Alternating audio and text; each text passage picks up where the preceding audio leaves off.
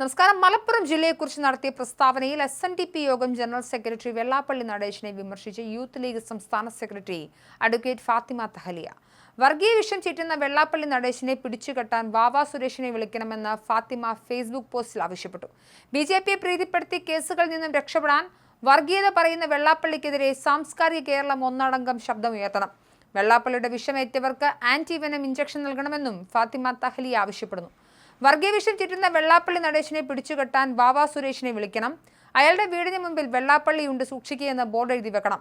വെള്ളാപ്പള്ളിയുടെ വിഷമേറ്റവർക്ക് antivenom injection നൽകണം. BJPയെ പ്രീതിപ്പെടുത്തി കേസുകളിൽ നിന്ന് രക്ഷപ്പെടാൻ വർഗീയത പറയുന്ന വെള്ളാപ്പള്ളിക്കെതിരെ സാംസ്കാരിക കേരളം ഒന്നടങ്കം ശബ്ദമുയർത്തണമെന്നായിരുന്നു ഫാത്തിമ തഹലിയുടെ ഫേസ്ബുക്ക് പോസ്റ്റ്. അതേസമയം SNDP യോഗത്തിന്റെ ചുങ്കത്തറയിൽ നടന്ന ശ്രീനാരായണ കൺവെൻഷനിൽ വെച്ചാണ് വെള്ളാപ്പള്ളി വിവാദ പ്രസംഗം നടത്തിയത്. മലപ്പുറം പ്രത്യേക ആളുകളുടെ സംസ്ഥാനമാണെന്നും പ്രത്യേക രാജ്യമെന്ന രീതിയിലാണ് പരിഗണിക്കപ്പെടുന്നതെന്നും തന്റെ സമുദായത്തിലെ അംഗങ്ങൾ സ്വതന്ത്രമായി വായു ശ്വസിക്കാൻ പോലും കഴിയാതെ ഭയന്നാണ് കഴിയുന്നതെന്നായിരുന്നു വെള്ളാപ്പള്ളിയുടെ പരാമർശം.